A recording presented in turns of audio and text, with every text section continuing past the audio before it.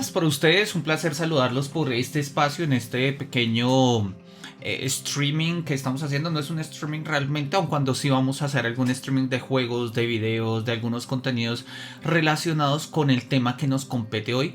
El tema que nos compete es el de las emociones en los videojuegos, emociones y videojuegos. Para ello vamos a traer dos juegos a colación. En particular pues va a ser una de las sagas más emocionales que hay. No porque de entrada sean emocionales, lo son, sino porque han querido tomarse la emoción como objeto del juego. Y es claramente la saga de juegos de Life is Strange. En particular vamos a mirar el primero y el último, o sea, el primer juego de The Life is Strange, y vamos a mirar una misión del último que salió, que es True Colors, y eso nos va a servir como para ir entendiendo un par de cosas, ¿no? Vamos a guiar nuestro ejercicio a partir de una lectura, que es la lectura del texto de Computer Games and Emotions. Este texto está tomado del libro The Philosophy of Computer Games, que fue editado por el profesor John Richard Sagen y otra gente por ahí. Este libro ya lleva sus años, si mi memoria no me falla son 10 años, creo que esto salió en el 2012. Correcto, acá está 2012, es decir, ya tiene su tiempo. Obviamente los ejemplos que nos van a poner pues quizás no sean los más actuales. Pues repito, son ejemplos de hace 10 años y eso en la industria de los videojuegos se nota. No obstante, los conceptos que nos van a presentar son bastante válidos e incluso hoy en día también lo son. Vamos a mirar otros aspectos que no tienen únicamente que ver con esta versión, sino pues vamos a repasar algunas ideas de lo que es la relación entre filosofía y videojuegos desde la perspectiva de las emociones, en particular acá en el contexto de pues digamos vamos a tener tres versiones. Este es un texto que escribió esta comunicadora. A mí me gusta ella, esta bloguera, pues es una doctora, ¿no? PhD especializada en comunicación y emociones, que es Gemma García López. Escribió un texto que se llama The Language of Gamers, Emotions and Video Games. Es cortico, pero es muy sugerente. Y hay otro que en particular me gusta mucho y también vamos a compartir un par de cosas de ese texto, que es este texto que se llama Emotions in Video Games UX, Design Experience to Leverage Subjectivity in Perception, ¿no? Emociones en los videojuegos, diseñando experiencias para levear la subjetividad en percepción de una u otra manera.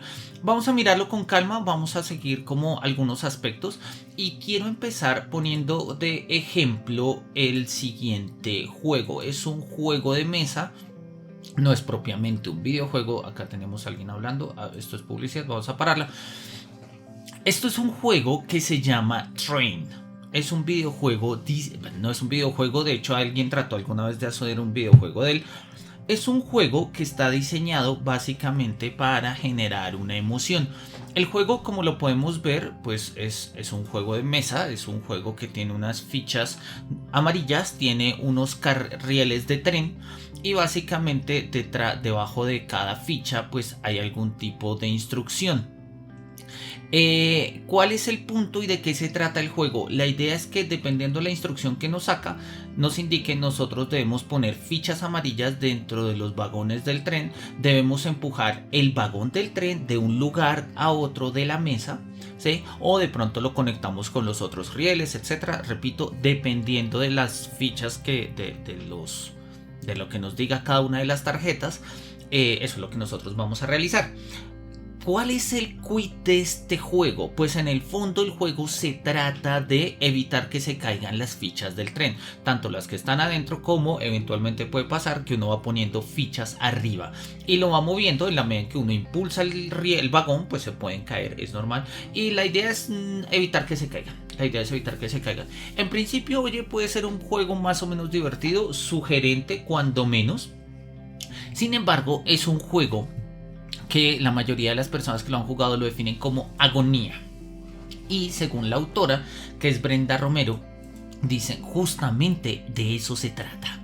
¿De qué se trata el juego? Muy resumidas cuentas. El juego se trata de, pues repito, poner fichas amarillas en las cuales nosotros vamos a meterlas dentro del vagón, vamos a ir empujando esos vagones sobre los rieles en distintas partes de la mesa y en la medida en que vamos sacando tarjetas, pues nos van dando información. La última tarjeta que nosotros sacamos de la baraja dice bienvenido a Auschwitz. Y en ese momento todo el juego adquiere una resignificación. Todo lo que nosotros hemos estado jugando es básicamente a llevar gente a los campos de concentración de Auschwitz. Obviamente el color amarillo no es gratuito. Recordamos que los judíos fueron señalizados con estrellas amarillas y que pues se llevaban en vagones atiborrados de gente precisamente a los campos de concentración. Es un videojuego que está pensado justamente para para provocar una emoción. Uno se toma el juego de la manera más elemental y más sencilla. Oye, son fichas que voy a llevar del punto A al punto B. No tiene mayor misterio. Debo evitar que se caiga. Normal, he jugado ese tipo de juegos varias veces. Pero cuando al final me dice el juego que lo que yo he estado jugando es realmente a llevar judíos, o bueno, personitas, a un campo de concentración, en este caso simbolizan los judíos por el color amarillo, que rememoran el color de sus estrellas en el hombro, como lo habíamos dicho, pues oye, el juego me rompe de una u otra manera, emocionalmente me rompe. Bueno, no falta el sádico que le divierta, pero en términos generales lo rompe a uno. En cualquier caso, genera una emoción. Y entonces podemos establecer que hay juegos que se vinculan emocionalmente con nosotros, completamente con nosotros. Sobre el tema de videojuegos y emociones hay muchísimo escrito. Vamos a revisar un par de cositas. Quiero que miremos rápidamente,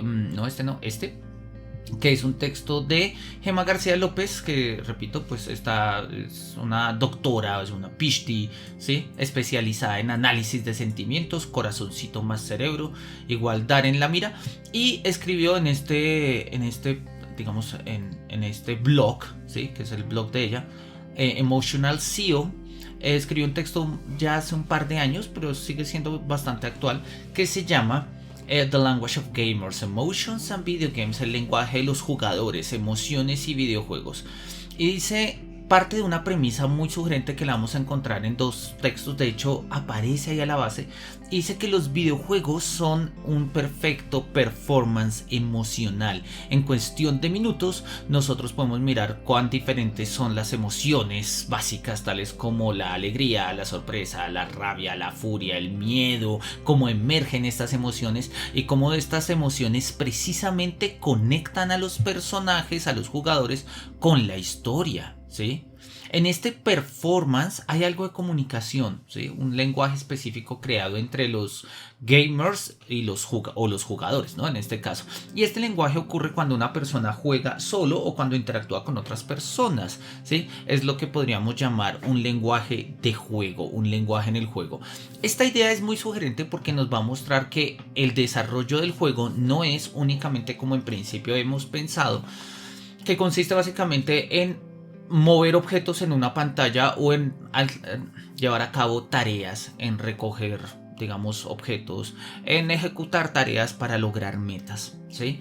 Eso lo hemos visto desde el comienzo del curso, en caso con los estudiantes de la Universidad de La Salle, del curso de Filosofía de Videojuegos, y también lo hemos visto en otros escenarios del seminario. Todo juego, para que sea un juego, necesita ser un sistema regulado.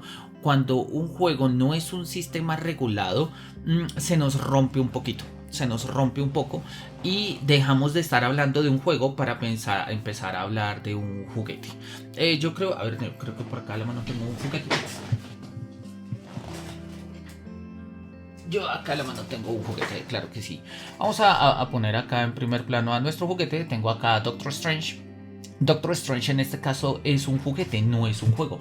¿Y por qué? Bueno, no es un juguete, es una figura de colección, bla bla bla. Pero en términos generales es un juguete.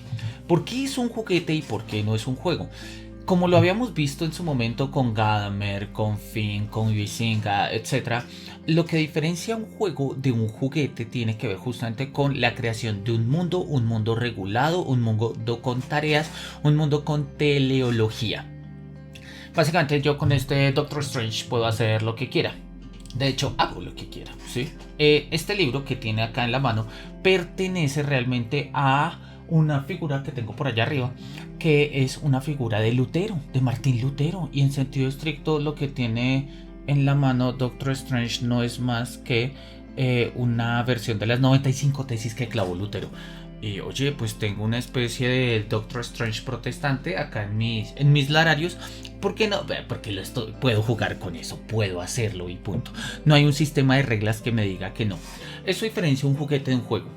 De una manera muy elemental. Entonces, cuando nosotros jugamos, ¿sí? En el horizonte en el que estamos trabajando con tareas, acciones, finalidades, hay una emoción vinculada. ¿Yo puedo tener una emoción por un juguete? Por supuesto, claro que sí. ¿Cuál es el punto? Que la emoción no sea por el juguete en sí mismo, sino por las historias que acontecen con el juguete. Las películas de Toy Story nos enseñaron eso hasta la saciedad y bueno, pues nosotros seguimos pensándolo y viéndolo en esos términos. Este es un texto muy sugerente, no es muy largo, vamos a mirar un par de cosas que dice acá al final. Y tiene que ver con lo siguiente, dice que... em, Dice, en este lenguaje, sí, como lo ha mostrado el trabajo de Ensslin, sí, muestra inclusive pues algunas palabras que tienen unos campos semánticos de los videojuegos mismos, tales como jugador, o sea, player, gameplay, online, etcétera, y algunas transcripciones pues que generan como alguna forma de, digamos que expresan nuestras emociones, ¿no? Entonces esto es de risa, jajaja, o ajaja, o en español lo ponemos con J, LOL, ¿sí? Incluso tenemos otras, ¿no? Formas para expresar, digamos, tristeza, condolencias, compasión, ¿sí? Tú no pone press F, ¿sí? To show respect, o sea, presiona F para mostrar tus respetos. Y claramente pues uno puede presionar F y ponemos F y los comentarios de las distintas redes sociales se llenan de gente poniendo F cuando una situación es triste o dramática, etc. Eso muestra que hay una dimensión emocional en los juegos. Eso muestra que hay una dimensión emocional en los juegos. Quiero empezar justamente con una de estas dimensiones emocionales, tal como nos la va a presentar uno de estos juegos que vamos a mirar. Y es el juego de Life is Strange. ¿Listo? Entonces, en este momento el juego, denme un segundito a ver si me confirman si está sonado. Debería oírse también el fondo del juego. A ver, miramos, denme un segundo.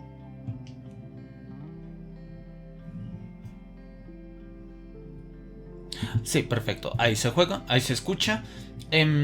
Yo a ver, voy a bajar acá un poquito el volumen del micrófono para poder charlar mientras jugamos. Y con eso podemos trabajar. Listo. Entonces, ¿de qué vamos? Es el juego de Life is Strange. Estamos jugando una de las misiones avanzadas del juego. Obviamente es un spoiler. Si no lo han jugado, pues nada, pueden quitar el sonido un momento. No, mentira, no pasa nada. La experiencia de juego tiene que ver con entender las emociones de juego. Entonces vale la pena. Nosotros somos este personaje en este juego. Este personaje se llama Max. Y Max es una estudiante de fotografía. Había sido amiga de Chloe. Chloe es como la amiga loca de toda la vida. Bueno, habían sido amigas de chiquitas, ¿sí? Luego crecen, están ambientadas en los primeros semestres de la universidad, entonces son más o menos unos 18, 17, 19 años. Y resulta que el personaje de Max, se había mudado de ciudad, vuelve a estudiar en la ciudad donde uno había crecido con su amiga y encuentra a su amiga cambiada. No obstante, bueno, por unas razones que se desarrollan en otra parte de la historia. Una de las cuestiones más significativas y más importantes en este contexto del juego tienen que ver justamente con el desarrollo de las emociones. Max tiene un poder y es el poder de devolver el tiempo. No mucho, no todo, o bueno, depende un poco de las condiciones narrativas del juego. Puede volver el tiempo y ha devuelto el tiempo varias veces para salvar a su amiga. A veces salvarla de una muerte como cuando la iba a pasar un tren por encima. Y en otras cosas para salvarla emocionalmente, ¿no? En este caso, ella decidió regresar en el tiempo para evitar que el papá de la amiga muriera. Porque pues en alguna parte fallece. Y eso pone muy triste a la amiga.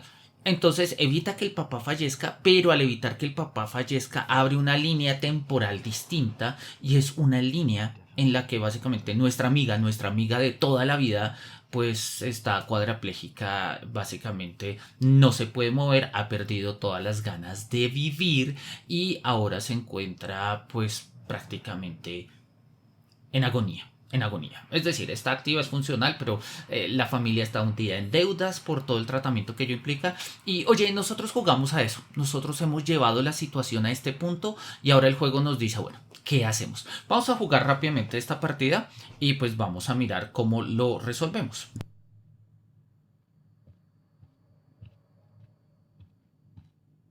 These bills should all just say, "Dear sir, you are screwed."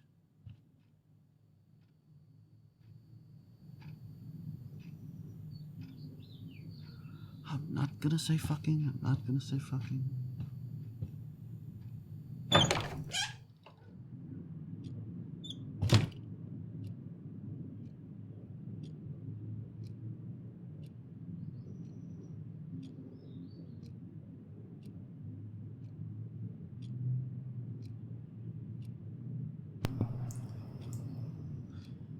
Bien, nosotros podemos ver acá nuestra amiga está pues, básicamente en cama, ¿sí?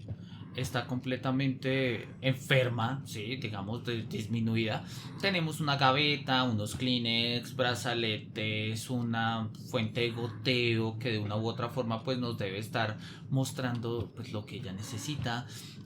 Tiene pues unos globos de nieve, ¿sí? Las I'm so gavetas. Es glad we decir, had a es el movie mundo night, de una persona even que if ha you crashed on perdido me. su vida. That's why ¿Sí? they call it a Y pues sleepover. entonces, bueno, ahí nos está diciendo que nos deberíamos haber quedado a dormir. Acá queda pues, el elevador, el ventilador médico. Podemos mirar esto y pues mirar un poco cuáles son She las has to use that recomendaciones ventilator que hay. just to breathe. Entonces reconocemos que necesita un ventilador para respirar.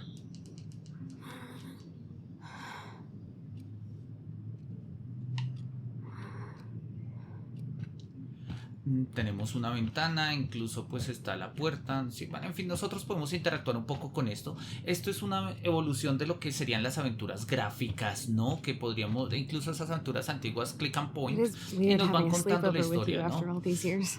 Acá nuestra Yeah, amiga but Chloe nos está it still diciendo, feels oye, the same. te has quedado a dormir conmigo, te lo agradezco, pero pues ahora viene el momento de la verdad, ¿no? Entonces, sí, nos pregunta que quiere morfina. Bueno, ahí estamos mirando la morfina. Vamos a Finally. mirar. Give me the blue dice, pill. I'm sorry. I'm nosy, but not precise. Go ahead and plug it right in. It's so easy. And painless. Okay, but get ready to yell for your folks if I screw up. Oh, trust me. I will.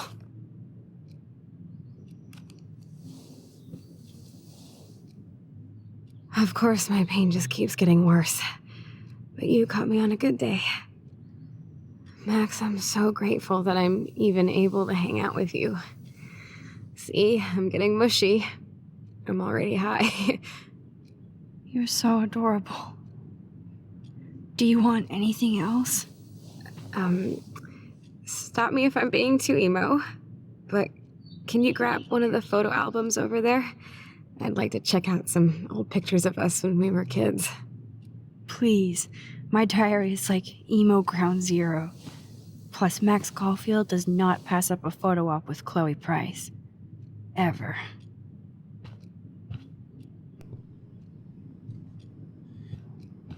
bien, entonces acá nos está pidiendo que le traemos sus diarios, su álbum de fotos. Básicamente, como lo vemos, Chloe se está despidiendo. Sí, se está despidiendo. Nos está pidiendo que le demos un chute de morfina, básicamente para morir. De hecho, lo está diciendo como, hoy es un buen día para morir, hoy es un buen día.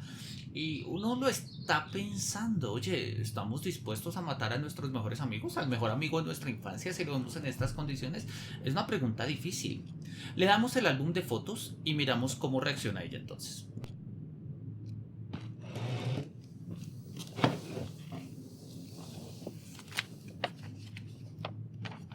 Is that okay? Perfect. Oh my god, look how little we are there. We look like toys. I remember that day by the lighthouse. My dad was pissed at us. He actually tried to give us a timeout. And you laughed at him. My dad would have banished me.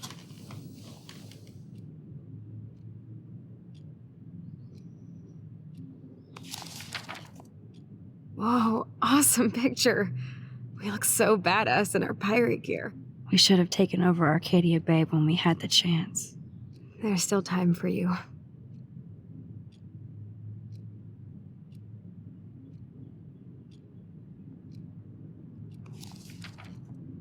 Oh man, there we are making pancakes. I love that shot of us. It's hard to believe my dad took that picture only 5 years ago. Literally seems like yesterday. I wish it was. Me too. This photo. Maybe I could. Listen, Max. My respiratory system is failing, and it's only getting worse. I've heard the doctors talking about it when they thought I was zonked out. So I know I'm just putting off the inevitable while my parents suffer along, and I will too. This isn't how I want things to end. What? What are you saying? I'm saying that being with you again has been so special. I just wanted to feel like when we were kids running around Arcadia Bay and everything was possible, and you made me feel that way today. I want this time with you to be my last memory. Do you understand? Yes, I do. All you have to do is crank up the IV to 11.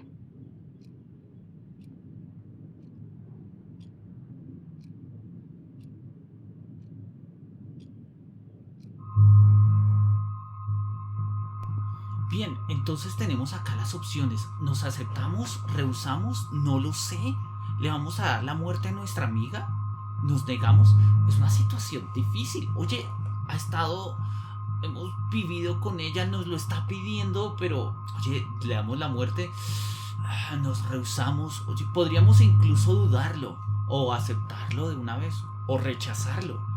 ¿Sí? Hay distintas opciones y el juego nos pone justamente en este momento de tensión donde la pantalla vibra, los colores alternan, el sonido incluso cambia de entonaciones y demás, justamente para ponernos en esta situación un poco, digamos, de desborde, ¿no? De, bueno, ¿qué hacemos? La decisión es difícil, digamos que distintas experiencias de juego y la manera en que nosotros nos vinculamos con los personajes nos llevan por distintos caminos. Vamos a aceptar, darle la dosis. Chloe, Subirle la dosis I'll de just morfina. drift to sleep, Pues darle a nuestra amiga lo que ella dreaming of quiere. us here Pero together. genera algo de dolor. Forever. Le estamos dando la muerte a quien ha sido la amiga de nuestra infancia.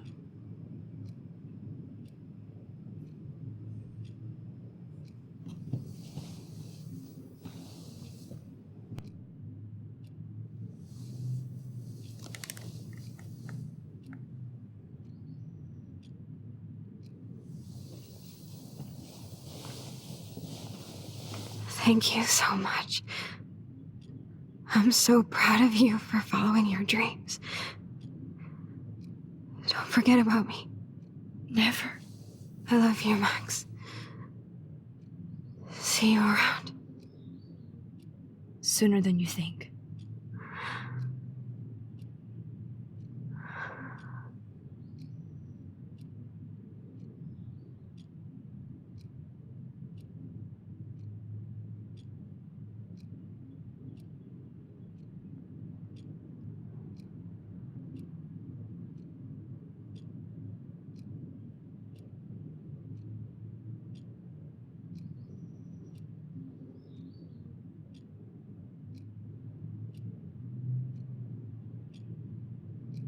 Listo, en este momento nuestra amiga ha muerto. Nosotros quedamos completamente devastadas porque pues oye, le acabamos de propiciar la muerte a ella.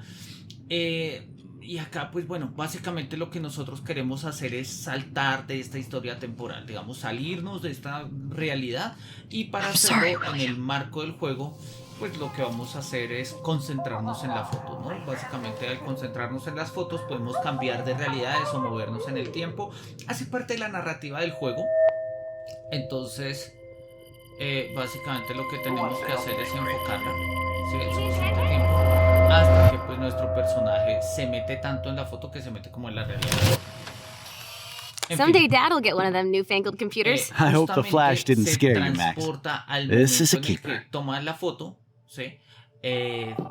Justamente es el momento en el que antes de que salga el papá Hello? a recoger a la mamá, Hey, honey. y ahí pues donde va a ser el What? fatal accidente que pues Oh, le va I a didn't know you causar had la to get muerte groceries. al Of course I'll papá. come pick you up. Oye, son momentos profundamente emocionales, son momentos Shit, en where los am I que paying? uno como jugador se confronta porque uno dice, tomé la decisión correcta, maté a mi amiga en otra realidad, pero en esta, pues, para que mi amiga You siga can't viva, hide from me forever. debo evitar que el papá muera, pero And no si muere Chloe el and papá, Max mi amiga va a wine tasting sufrir thing. igual.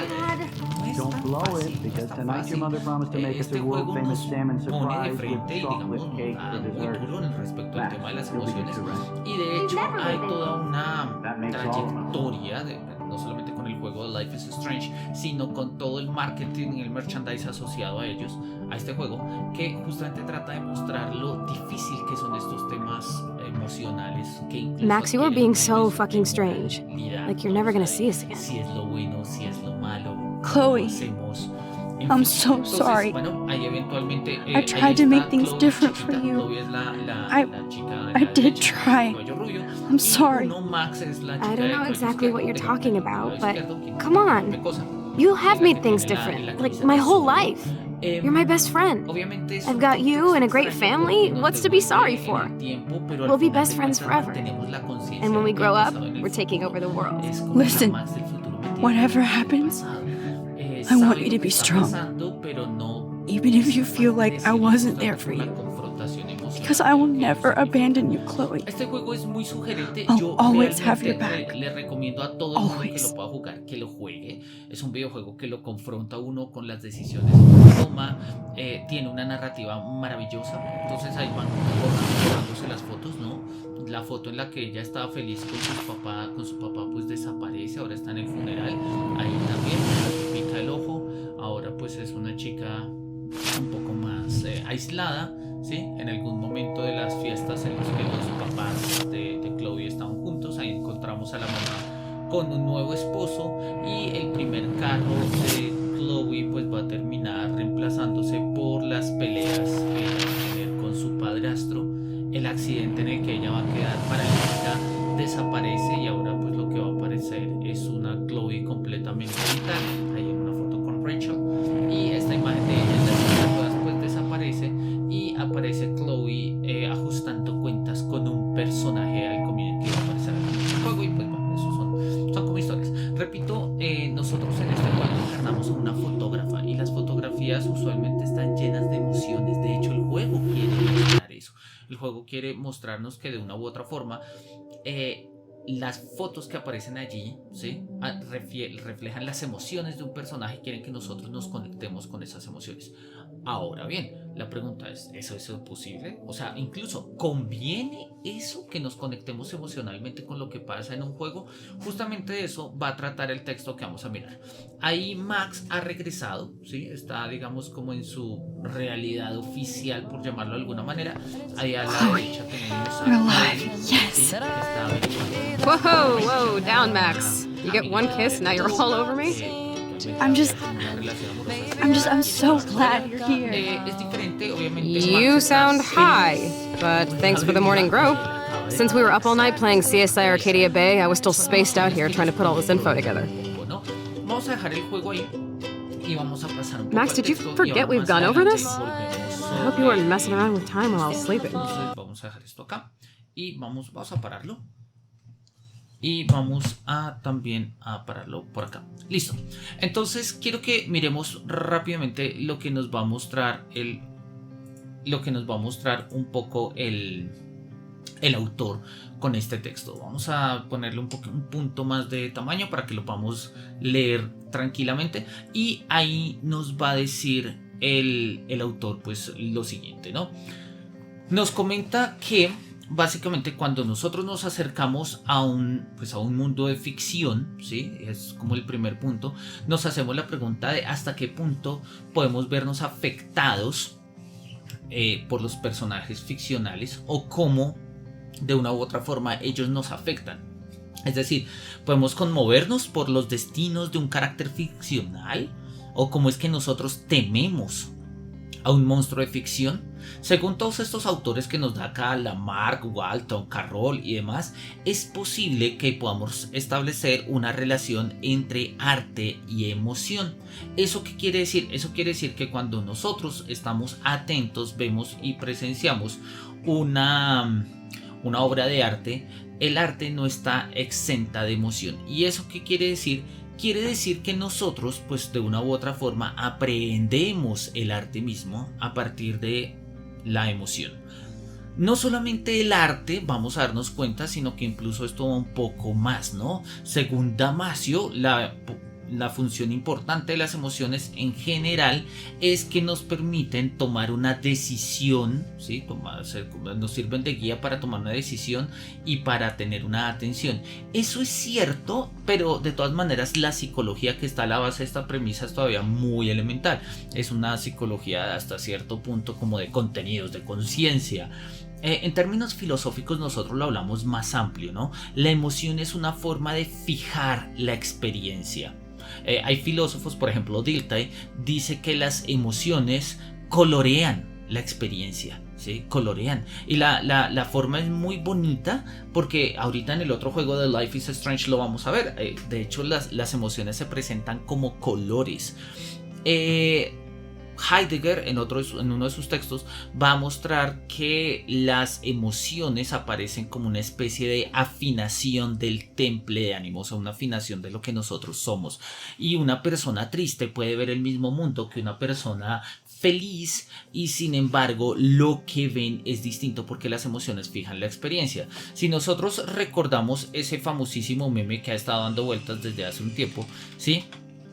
Que es pongámoslo acá, ¿sí? Dame un segundito porque no sé por qué no. Porque lo tengo acá y listo. Si nosotros miramos este tipo de memes, ¿no? Que bueno, esta imagen es un poco turbia, pero en fin, es una plantilla, ¿no? Entonces, así, yo en la vida real triste, yo en internet, ¿sí? El que hace buenos memes pero nadie le presta atención triste, el que solo pide likes y los obtiene, etcétera, ¿sí? Sabor de la gasolina triste, olor de la gasolina feliz. Oye, bueno, un poco turbio que alguien se ponga a beber gasolina, pero entendemos el punto, ¿sí? Se trata de una u otra forma como de dos lados de la misma realidad, incluso la misma realidad, pero dependiendo de nuestro estado anímico, la realidad adquiere un tono y por lo mismo, dependiendo del tono de la realidad, nosotros adquirimos un estado anímico. No se trata de causa y efecto, aun cuando hay algunos que lo quieren ver así. Algunos dicen que si uno es de malas es porque uno decidió ser de malas y oye, tampoco lo vamos a poner en esos términos, pero sí claramente hay una correlación.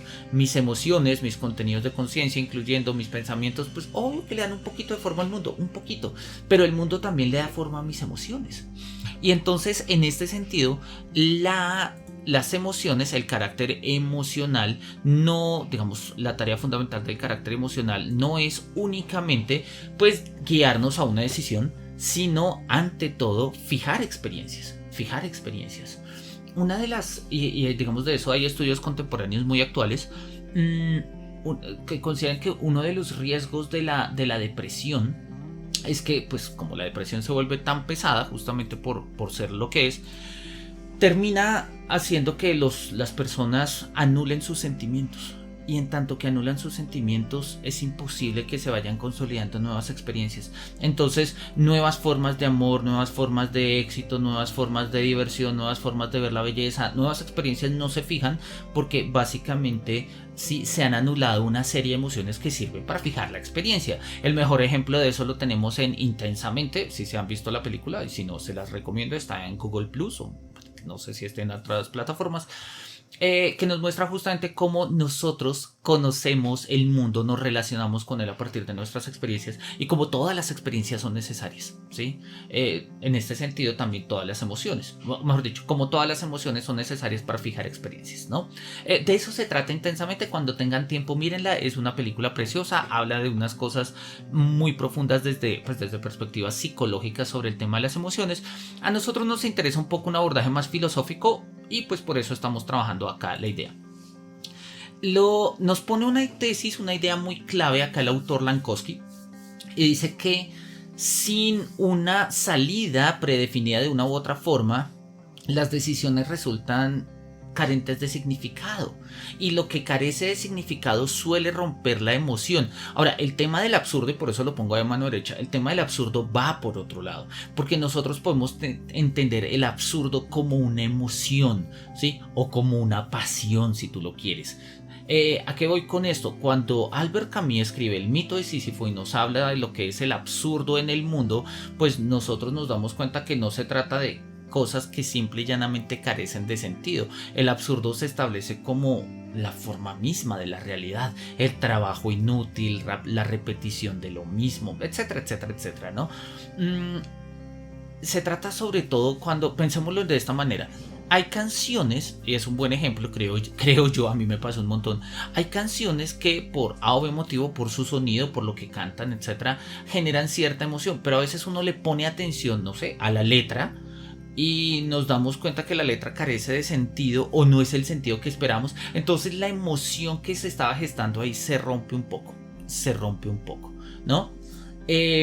O pensémoslo, no sé, si estamos saliendo con alguien y me invitan a comer helado y pues yo voy a comer helado, una cosa es que por los nervios se me caiga el helado, no sé, o me lo unte en la cara. Eso hasta puede ser tierno. Oye, por alguna razón a veces hasta la torpeza enamora, ¿sí? No sé muy bien, pero a veces es al contrario, ¿sí? O sea, si yo cojo el helado y me lo clavo de frente en la cabeza, en la cara, ¿sí? O en la frente directamente, pues eso es raro, eso ya no tiene mucho sentido, difícilmente eso enamora, justamente porque si no podemos de una u otra forma predecir sentidos, pues carecen de significación, eso que no podemos predecir, y por ende la emoción se va rompiendo.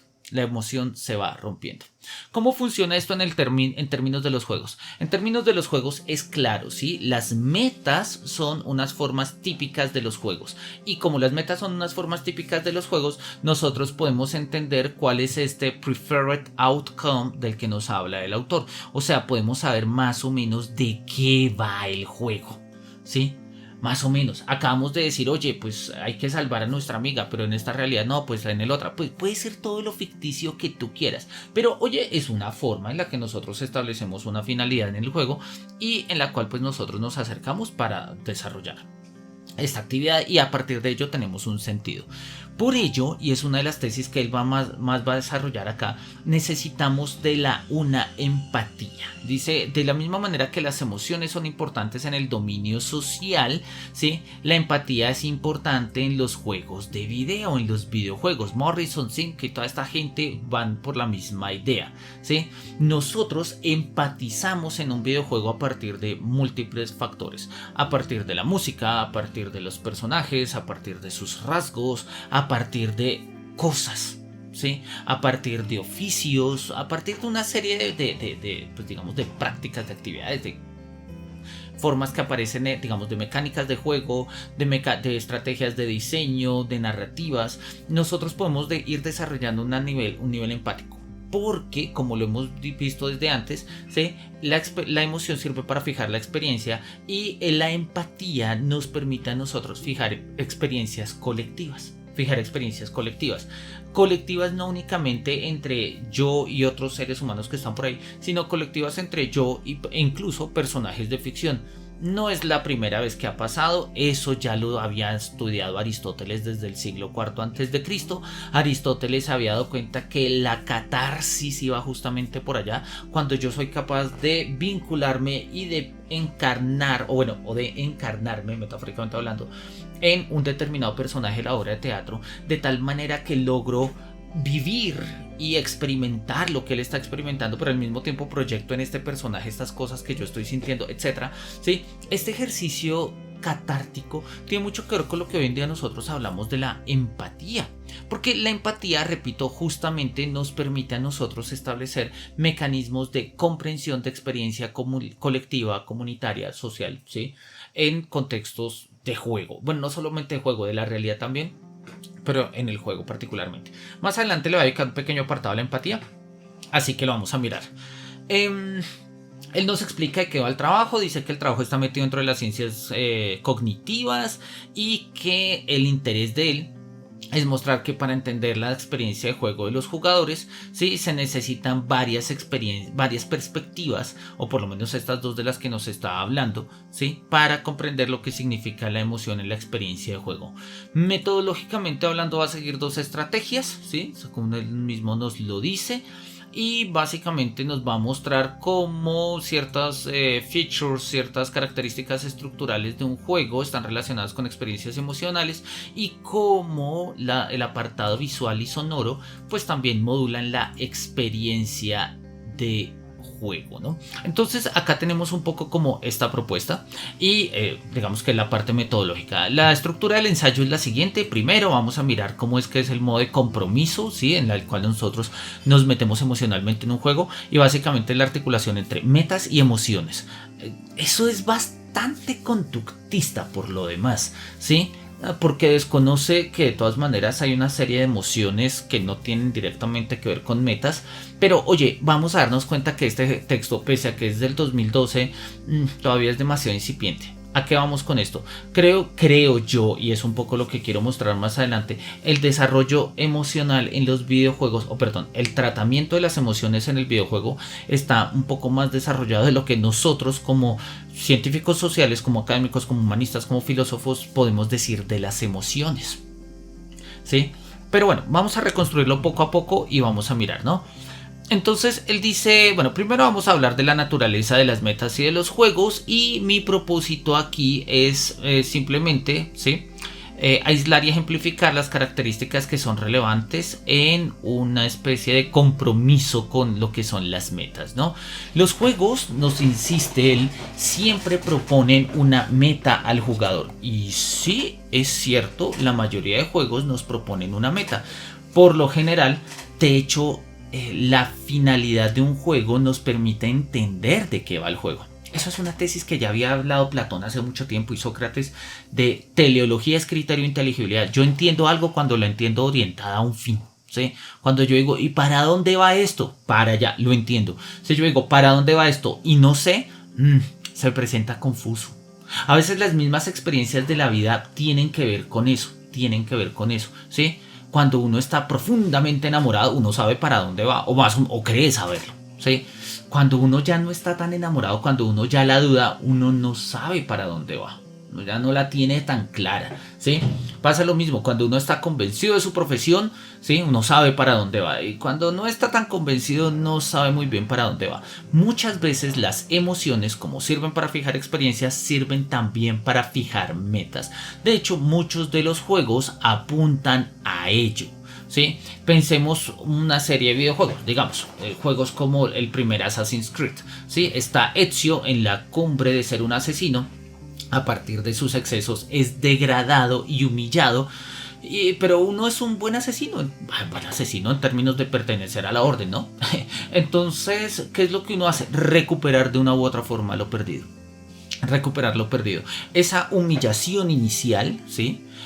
A la cual pues uno es degradado de todos los rangos y le quitan todas las armas y demás, además de mostrar una mecánica de juego en la cual nos presenta todo lo que podemos hacer, pero pues que vamos a ir adquiriendo a lo largo del juego, pues emocionalmente nos muestra que nosotros podemos llegar allá, que nosotros podemos subir en términos de pues en la escala de los asesinos y demás. Hay muchos ejemplos, él va a poner un par, yo voy a poner ahorita otros. Él pone el ejemplo de Grand Theft Auto Vice City, ¿sí? Y en este ejemplo él dice, mira, en Vice City hay unas cosas, y en general pasa en todos los Grand Theft Autos, hay una serie de misiones que nosotros podemos jugar si queremos desarrollar la historia y conseguir los fines que queremos establecer o conseguir, ¿sí? Pero hay otra forma en la que nosotros simple y llanamente podemos quedarnos jugando, ¿no? Entonces dice, si quieres seguir jugando, haz A, y si quieres avanzar en la historia o avanzar en el juego, haz B. Hay dos formas emocionales distintas que se van a jugar ahí, o se van a poner, digamos, en coyuntura. Cuando nosotros jugamos, ¿sí? Para cumplir una historia, estamos llevando de la mano, digamos, el juego nos está llevando de la mano y nuestras emociones con él. cuando nosotros simplemente queremos estar dando vueltas por ahí, usualmente llevamos nuestras emociones un poco como por nuestro lado, ¿no? Un poco como por nuestro lado. Eso lo vamos a mirar ahorita más adelante con este análisis que él nos va a presentar acá. Dice, miremos esto y ahorita pasamos al otro juego. Dice, podemos establecer dos tipos, en principio dos, vamos a darnos cuenta que son más, pero en principio dos tipos de emociones. Lo que hablaríamos de emociones básicas, ¿sí? Que siguiendo a Antonio Damasio, que es un psicólogo importante por allá en el 2005, que estableció una distinción entre emociones primarias y emociones secundarias. Las emociones primarias son emociones que están preorganizadas y que de una manera bastante veloz, ¿sí?, implican una reacción del cuerpo y un proceso cognitivo, ¿sí?, o digámoslo así, o muestran la alteración de ello. Es decir, dicho en términos simples, ¿sí?, cuando nosotros padecemos, tenemos, desarrollamos, pongan el verbo que quieran. Cuando nosotros sentimos una emoción primaria, ¿sí?, básicamente afecta toda nuestra unidad psicofísica. Es un poco lo que él está estableciendo. Que lo afecte de un menor a mayor grado, eso es otra cosa, pero de una u otra forma lo afecta. Y él va a poner acá un ejemplo. Dice, mira, por ejemplo, ¿sí?, el miedo activado o generado, triggered, ¿no? El miedo disparado por una entidad X incluye una reacción física y la preparación para la acción, ¿sí? En algunos casos incluso uno se puede congelar de miedo, ¿sí? No se necesita reconocer la entidad X como por ejemplo un oso o una serpiente para temerlas, ¿no? En caso de temerlas. Lo único que se requiere es que inicialmente nuestros sentidos, ¿sí?, detecten y categoricen ciertas características de la entidad como algo peligroso. Sin embargo, ¿sí?, la velocidad comes up possibly incorrect such a category. Básicamente gracias a la velocidad en la que nosotros procesamos estos datos podemos reconocer si se trata de una serpiente real o no, etc. Pero el que nos está diciendo, las emociones primarias afectan toda nuestra integridad psicofísica, o sea, no solamente son emociones mentales de no, es que me lo estoy imaginando, ahora miramos eso, ni tampoco son simplemente somatizaciones, ¿sí? Son reacciones como el miedo, uno se timbra, salta rápido, se mueve, ¿sí? El amor, ¿no? Entonces cuando uno está, el amor no lo va a poner ahí, pero sí va a poner por ejemplo la alegría. Entonces en la alegría uno siente una cierta distensión corporal, como que los músculos se relajan, ¿sí? Incluso hay producción de cierto tipo de neurotransmisores y demás, es decir, hay todo un proceso orgánico allí. Él va a establecer que podemos reconocer básicamente 5 emociones básicas y a partir de ellas pues podemos establecer una serie de emociones secundarias y luego, ¿por qué no?, unas emociones que podríamos llamar compuestas. Vamos a mirar cómo funciona esto. Emociones básicas, bueno, happiness, fear, sadness, anger, disgust, ¿no? Felicidad, lo que podríamos llamar felicidad, miedo, tristeza, furia, ira, ¿sí? Anger, realmente sería, anger es como furia, ¿no? Y disgust, pues disgusto, ¿no? Él nos dice que en términos de un estudio de juego, estas emociones surgen cuando nosotros perseguimos una goal, una meta, una tarea en un juego.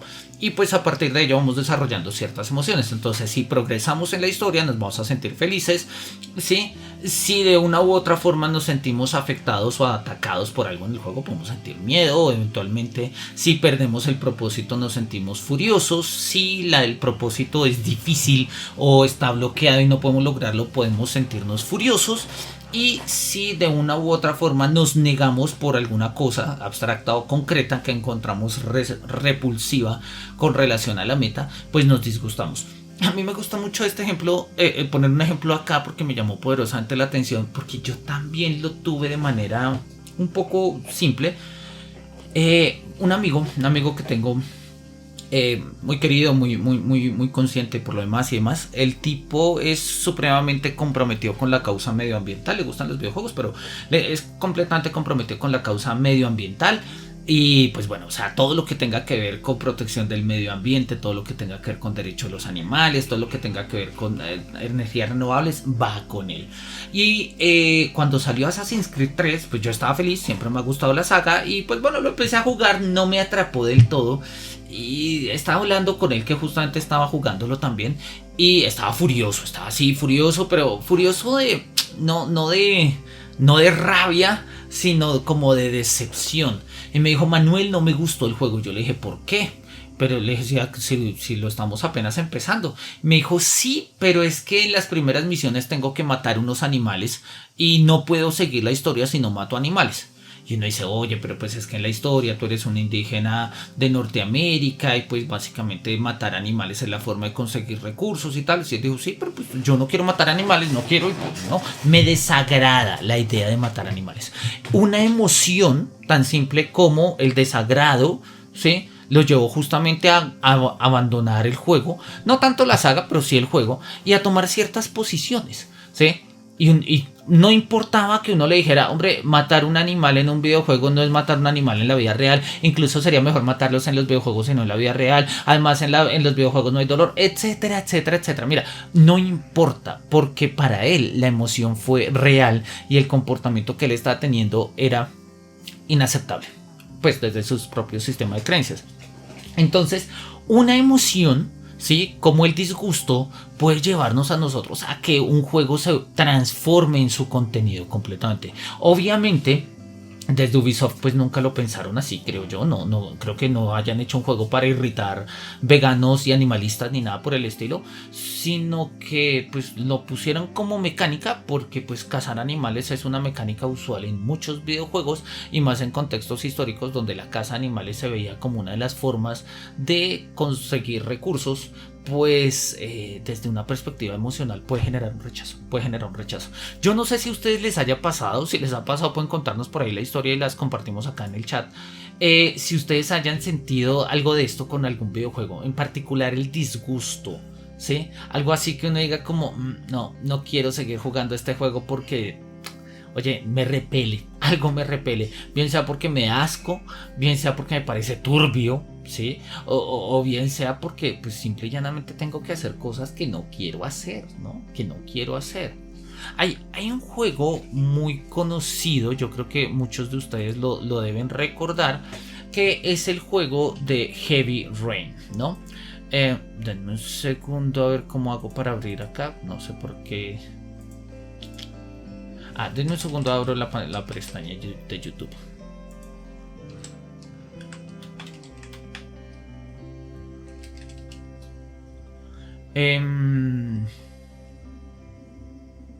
No me la abrió. Ya entendí. Acá, listo.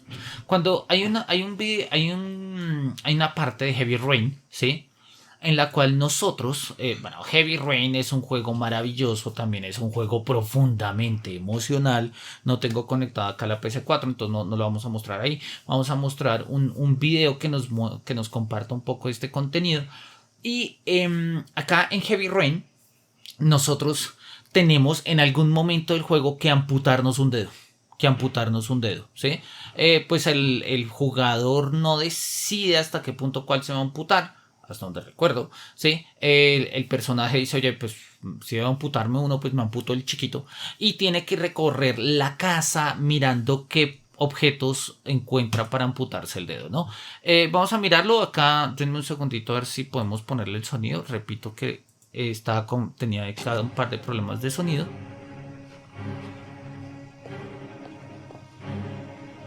Pero parece que me está funcionando, listo.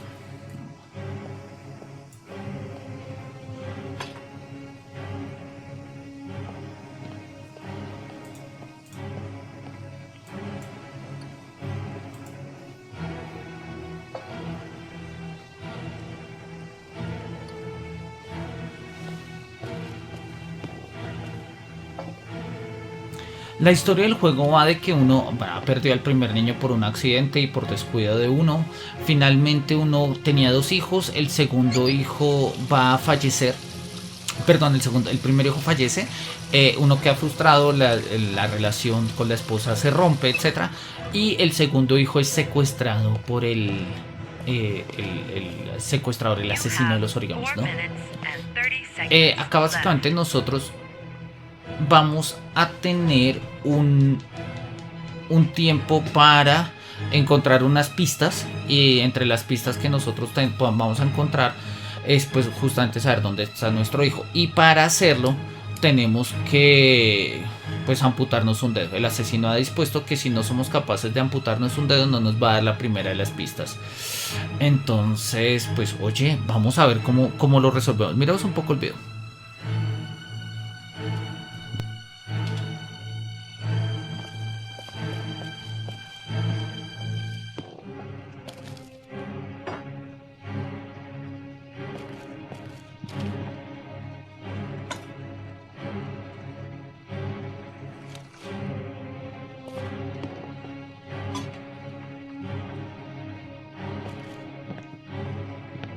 You have 4 minutes left.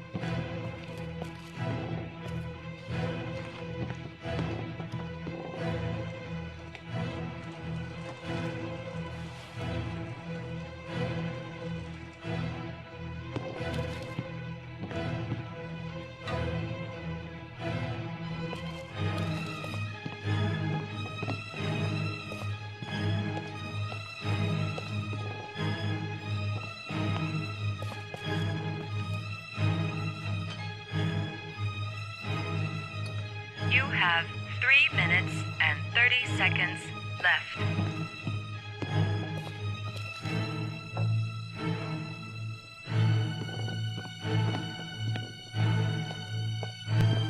Como nosotros nos damos cuenta, hay un cronómetro y la música es completamente tensionante. Eso lo vamos a mirar ahorita.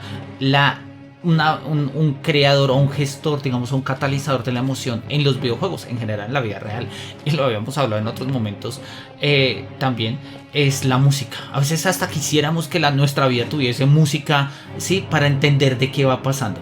Ahí tenemos entonces el cronómetro en cuenta regresiva. Tenemos un serrucho, una especie de cuchillo de carne, ¿sí? Oye, pese a ser un sitio de mala muerte, pues por lo menos tenemos ahí alcohol para pues ponernos en el dedo. Obviamente está temblando y eso es un poco lo que hace difícil que nosotros pues nos, digamos, podamos llevar a cabo nuestra actividad como jugadores. Y tenemos un hierro caliente, ¿sí? Oye, pues un trago no viene mal si nos vamos a amputar un dedo. No siempre es fácil, ¿sí? De hecho, esa idea de que la figura esté temblando es mostrar que nosotros pues no estamos del todo al control, ¿no? Eso incluso lo muestra, y eso emocionalmente nos condiciona. Nos vamos a amputar un dedo, obvio, en un videojuego, sí, pero igual me va a amputar un dedo. Esto es difícil, esto es turbio, esto es raro, ¿sí? He conocido gente que en particular esta parte del juego la ha confrontado muchísimo, porque la experiencia de la automutilación es una de las experiencias más, digamos, más cuestionables, ¿no? Y que, digamos, a partir de, pues bueno, en una sociedad tan deprimida, digamos, donde la depresión ha adquirido ciertas características tan complicadas como en la nuestra, pues las autolesiones se han vuelto hasta cierto punto casi que algo, no va a decir normal, pero común. Y sin embargo ello no quita el ejercicio reflexivo que implica, ¿sí? No solamente ir contra nuestros instintos, sino qué es lo que implica emocionalmente afectarnos. Vean que las opciones que le aparecen, ¿no? Try it, do it. Se le va quedando el tiempo, se le va acabando el tiempo, ¿sí? Y si se le acaba el tiempo, pues no va a recibir la pista para su hijo. Entonces, pues aparece el stop, no sabe si con el serrucho, ¿sí? Vamos a mirar a ver finalmente qué opción decide. Creo que todavía le quedan unos 4 minutos, pero vamos a mirar. No creo que lo termine. Vamos a mirar qué opción. La pregunta es, ¿ustedes qué opción escogerían? Bueno, en este no estoy jugando yo. La vez que yo jugué escogí el hacha, recuerdo, pero me pareció como lo menos salvaje. Además porque era pues un golpe seco.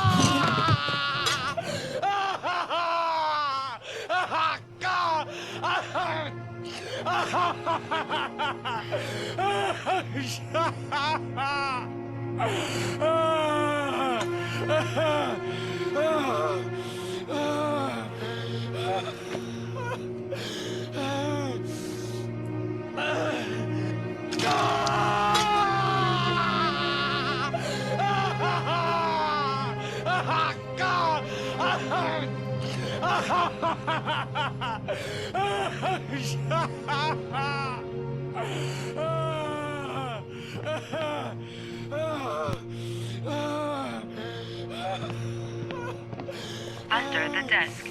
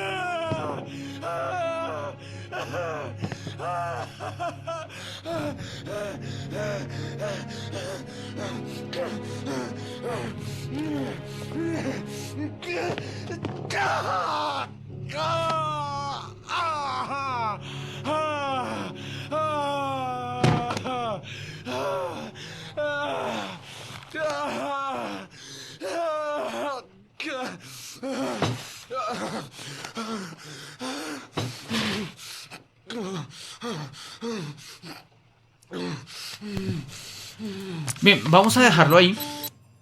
Bueno. Terminas de escuchar la pista.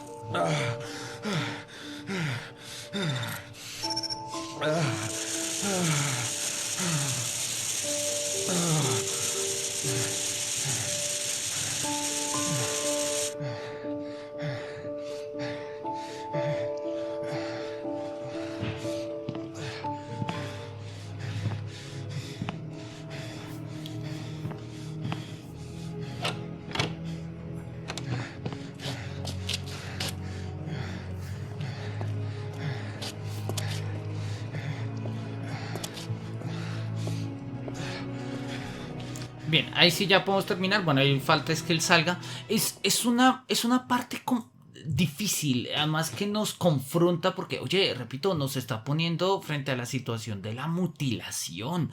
Y pues la mutilación no es ninguna emoción simple, ¿sí? Repito, he conocido gente que esta misión en particular le ha generado tal desagrado, tal disgusto que han dicho que le han costado tiempo pasar por ella.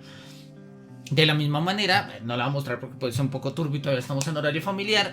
Hay una misión en Grand Theft Auto 5 donde nosotros debemos torturar con Trevor, obviamente, a un supuesto testigo. En fin, tenemos que torturar a alguien. Y, oye, es duro. A ver, uno sabe que es un videojuego y hasta uno... Es Trevor, es un sádico, y entonces uno juega a ser sádico porque estoy jugando con un personaje sádico y mi comprensión empática del personaje sádico pues me lleva a ser sádico. No porque yo sea sádico, sino porque empatizando con sus emociones sádicas puedo hacerlo. ¿Lo hace en la vida real? Pues en principio no. Si sé diferenciar lo que es el mundo de ficción y el mundo real, no lo haré. No falta el caso y por eso pues se necesita siempre ejercicios psiquiátricos, psicológicos, filosóficos para entender hasta dónde va el mundo de juego y demás. Pero en particular, cuando uno juega esa misión de torturar a alguien, repito, hay gente que ha dicho too much, o sea, ya demasiado, ¿no? Y pues sí, los juegos generan emociones y a partir de las emociones que generan los juegos vamos desarrollando, ¿no? Tenemos este tipo de, digamos, esta tipología de emociones, llamémoslo así, pues básicas, ¿sí? Y hay otro tipo de emociones que serían como, bueno, estas emociones secundarias que son disparadas por la conciencia de una consideración intencional de una situación hipotética. Es decir, ¿qué harías si tuvieses que saltar de tal parte? Entonces uno, pues sí, a uno, pues no sé, hay ejemplos, hay ejemplos muy buenos, ¿sí? De hecho me acuerdo mucho que decía, había un videojuego, permítanme mostrarlo. Hay un video que me gusta mucho que justamente dice: esto no es apto para ansiosos. Acá se llama This Mario Clip will give you anxiety. O sea, este juego de Mario te va a dar ansiedad. Pongámoslo simplemente. Miremos ahí saltar a Mario. Claramente uno dice: no, pues se mató este man. Sí, o sea, se mató, se fue de cabeza. Y uno dice: ay, pero pues es Mario. ¿Cuántas veces no hemos saltado con Mario jugado? Pues sí, pero pues no sé, por la manera en que lo hace. Repito, no es simplemente ver a alguien jugando. Se presenta una emoción y uno dice: se mató. No, pues no se ha matado. Sí, pero pues no se ha matado. Y sin embargo ahí lo tenemos, pues nada, haciendo algo nivel God, ¿sí? Pero bueno, esto no sabe hasta qué punto es un glitch, es muy desocupado, pero conociéndome a la comunidad de Mario 3, pues muy seguramente es gente que es profundamente desocupada y que tiene las habilidades para ello. ¿Qué emociones nos genera esta partida? Nos genera claramente una emoción. Podríamos decir ansiedad, puede ser que sí, es básicamente, estamos viendo a alguien a punto de matar a Mario. ¿Y qué pasa si matamos a Mario? No, pues no pasa nada, o sea, seguramente tendrá otra vida. Pero más allá de que tenga otra vida, el punto es que, repito, son situaciones hipotéticas en las cuales se nos disparan ciertas emociones, ¿no? Y eso es clave en el contexto de un juego. Porque pues los juegos igual nos van contando este tipo de situaciones hipotéticas, ¿no? Ahora, viene acá la situación fundamental y es la tesis que de una u otra forma queremos sostener y que vamos a sostener y con la cual vamos a pasar ahora al otro juego, ¿sí? Dice lo siguiente: These theories, el propósito de estas teorías, ¿sí?, de que las emociones que un jugador experimenta mientras juega son reales, ¿sí? O bueno, esta es la propuesta de estas teorías. Dice que en contraste con a esta teoría, por ejemplo, hay otras propuestas que dicen, por ejemplo la de Kendall Walton de 1990, que nosotros no podemos realmente estar aterrados o estamos atemorizados de algo si sabemos que es mentira, si sabemos que es ficción, si sabemos que realmente no está ahí. Y él dice: mira, yo estoy completamente en contra de ello, y yo también estoy en contra de ello, por justamente todo lo que estamos hablando.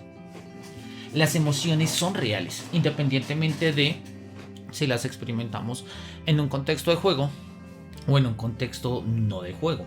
Incluso muchas veces las emociones que nosotros tenemos en un juego adquieren realidad precisamente cuando las jugamos al margen. O cuando estas emociones, se despliegan, tienen su realidad al margen del juego. En comunidades de conversación, cuando nosotros nos metemos a foros de internet, cuando nos preguntamos si estamos de acuerdo con X o Y decisión de un personaje, sí, a veces afloran emociones en esos momentos que son debates con gente real, pongámoslo en estos términos, sobre situaciones ficcionales, pongámoslo en estos términos, pero las emociones como tal son reales. Y eso es algo que ha sabido el teatro, eso es algo que ha sabido la literatura desde siempre. Desde siempre. El hecho de que las personas lloren o lloremos en una película dramática o en una obra de teatro dramática, ¿sí?, no quiere decir que estemos llorando por un personaje ficcional. Quien dice eso no está entendiendo uno por qué llora. Uno no llora por el personaje ficcional, uno llora por la emoción que se despierta en ello. ¿Y qué tiene que ver la emoción ahí? Repito, la emoción es una forma de comprender, la emoción es una forma de fijar la experiencia, ¿no? Y por eso es tan importante entender las emociones. Hoy en día, y es una tesis que él va a manejar, que de hecho que lo mencionó un poquito más arriba, ¿sí? Hoy en día tenemos una extraña clasificación entre emociones buenas y emociones malas, ¿no? Emociones positivas y emociones negativas. Entonces, no, es que está mal estar triste. No está mal estar triste. Está mal estar triste todo el tiempo, completamente de acuerdo. De la misma manera que está mal estar alegre todo el tiempo. Hay momentos donde no hay que estar alegres, hay que estar preocupados, hay que estar angustiados, hay que estar emocionados. O sea, hay distintas formas de gestionar las emociones, ¿no? Pensar que nosotros tenemos como una monotonía, o sea, un único tono emocional en toda nuestra vida es turbio, es raro, eso no es real. Eso no es real. Los seres humanos, sí, en nuestra unidad psicofísica, pues tenemos diversidad de emociones. Y es normal que si estoy pelando, qué sé yo, una papa o una cebolla y se me cae el cuchillo y va a mi pie, pues me aterre. Es normal tener miedo. necesitamos, digamos, entender la normalidad de las emociones, porque repito, las emociones nos permiten comprender el mundo, comprender nuestras experiencias y las de los otros, y en ese sentido pues fijar las experiencias. Él pone acá un ejemplo de Tetris que me lo voy a saltar, que es un poco cutre, porque él dice que si bien Tetris no tiene un desarrollo de emociones claras, sí podríamos decir que hay emociones en Tetris. Por ejemplo, la tarea es poner esta ficha en el lugar inferior derecho. Entonces si la ponemos, que es el caso 2A, la persona va a estar feliz, y si no la pone, como es el caso 2B, pues va a estar triste, ¿no? Entonces dice que cuando la meta se alcanza, en el caso 2A, el jugador experimenta felicidad, ¿no? Pero si el jugador fracasa, si se fracasa en la meta, el jugador experimenta tristeza. No sé, es una forma, de hecho ahí lo pongo, no como tan cartesiana, como si las emociones fueran puntos en un plano cartesiano de el punto 1,1 es el punto 1,1 porque no es el punto 2,2. De hecho, Descartes tiene un tratado que se llama Tratado de las Emociones, donde justamente habla de las emociones en estos términos. Entonces él trata las emociones como si fueran puntos en un plano cartesiano. Entonces dice que básicamente hay como dos grandes coordenadas, que es el amor y el odio, y todas las otras emociones se definen en virtud de esas coordenadas. O sea, entonces la belleza es un poco de amor pero un poquito de odio, y la nostalgia es un poco más de odio que de amor, y no sé qué. En fin, empieza a establecer un sistema de coordenadas de emociones que, oye, eso es un sistema de emociones del siglo XVII. No es lo más sofisticado, estábamos arrancando en el estudio, está bien, pero entender esto así en pleno siglo XXI creo que no, valdría la pena pensarlo en otros términos, ¿no? Él, repito, no va a poner únicamente dos variables, no va a decir que únicamente tengamos amor y odio. De hecho, él va a poner las que pusimos acá: felicidad, miedo, tristeza, furia y disgusto, como los criterios fundamentales, digamos, de este plano, si se quiere, este plano cartesiano. Pero el punto va más allá. El punto va más allá, ¿sí? Él dice que aspira, con todo lo que nos ha dicho hasta acá, a haber demostrado cómo las metas, el estatus de metas y las evaluaciones de su desarrollo, ¿sí?, en los diferentes juegos influyen en las emociones de los jugadores. Y sí, podríamos decirlo, podríamos decir que estamos completamente de acuerdo con ello. Pero hay otros planos. Hay planos donde nosotros ni siquiera tenemos que ver con las emociones para vincularnos directamente con ellas. Vamos de nuevo a nuestro juego de... vamos otra vez acá al Xbox. Vamos a terminar este juego. Vamos a abandonarlo. Y vamos a arrancar con el otro de Life is Strange. Denme un segundo. Acá está. Con este. Como les había dicho, el juego de Life is Strange es un juego, es una saga que ha tratado de ser muy emocional. Se ha tratado de tomarse las emociones como objeto de su trabajo. Y en particular pues también se lo va a tomar, y se lo va a tomar bastante en serio. Tan en serio que pues justamente es el tema del juego. En particular, Life is Strange 1, en el cual nosotros podemos devolver el tiempo, que fue un poco lo que acabamos de ver, nos muestra un escenario que podríamos decir donde las emociones son secundarias, es decir, son el resultado de lo que pasa cuando nosotros hemos manipulado el tiempo. Y pues si vive nuestra amiga, si muere nuestra amiga, si destruimos nuestra ciudad, si no destruimos nuestra ciudad, si salvamos a las ballenas, no salvamos a las ballenas, bueno, todo ese tipo de cosas que pueden pasar en el juego. El tema emocional está ligado al desarrollo de nuestras misiones, ¿sí? Entonces no se trata, como lo ponen acá, de si logramos nuestro objetivo nos sentimos felices, y si no lo logramos nos sentimos tristes. Esto va un poco más allá. Digamos que no tenemos una lectura tan cartesiana, podríamos hablar de una lectura un poco más fenomenológica, ¿sí?, donde estamos reconociendo el valor de todas las emociones en su carácter de emociones. Un buen ejemplo, un buen libro, de hecho, en un segundo a ver si yo lo tengo acá a la mano, quizás lo tenga a la mano. Un buen libro que nos serviría para entender las emociones, y de hecho quiero en algún momento o armar, por lo menos hacer un video y eventualmente hacer un no sé, un curso, un taller, alguna cosa así, ¿sí? Sería el leer este texto de Sartre que se llama, denme un segundito a ver si lo podemos hacer, que nos aparezca acá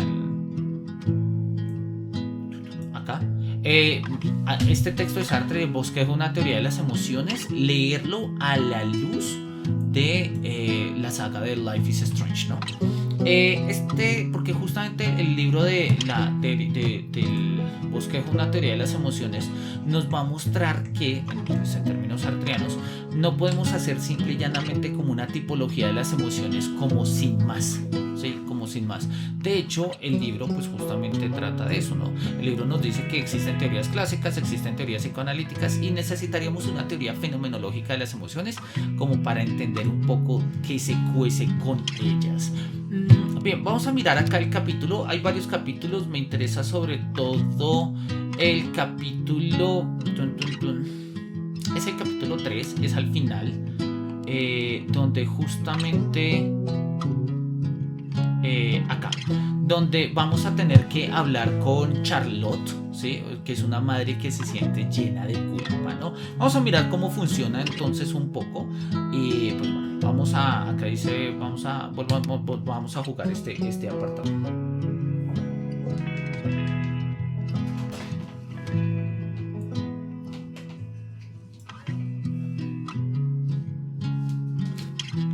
¿Estás en clase? Te hice un batido como de... Es algo raro de café y coco. Ah, buenísimo. Está rico, Gracias. es raro, está frío, perdón, ya lo siento. Mira, es que cuando nos quieren nos traen batidos. Perfecto. Bien. Bueno, entonces vamos a mirar, acá está cargando. Básicamente nosotros estamos llegando acá al estudio de Charlotte. Nosotros, básicamente en el primer juego lo que nosotros podíamos hacer era devolver el tiempo. En este juego lo que nosotros podemos hacer es ver las emociones, leer las emociones de nuestros congéneres, de quien está. Básicamente podemos leer las emociones de todo el mundo. Y en este caso vamos a leer las emociones de Charlotte. Uno es la cuñada de Charlotte, pues, por ponerlo de alguna manera. ¿Sí? Pues Charlotte tenía un hijo con otra persona, que no era el hermano de uno. Y pues bueno, uno está ahí hablando, han pasado una serie de cosas, no va a ser demasiado spoiler, me voy a centrar específicamente en esta escena.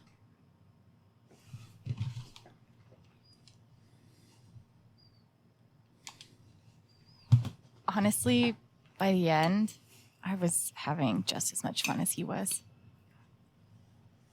He thinks the world of you, you know. After everything, I think you're sort of his hero. Well, he's sort of mine. How creative he is. You must be so proud of him. He was so thrilled to see you show up with the sword. I think that was mostly about the sword. Maybe. But I think he was happy to see you in his world.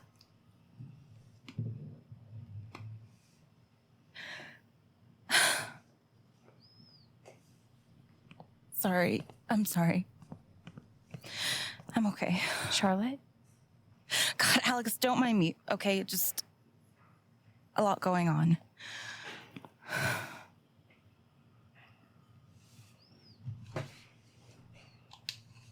I don't mind you at all. Do you want to talk about it? You're really sweet, but I'm okay. Thanks for swinging by. I'll see you at the festival.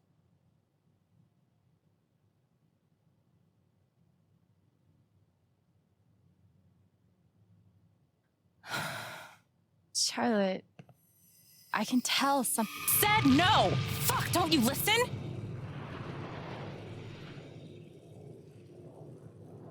Shit.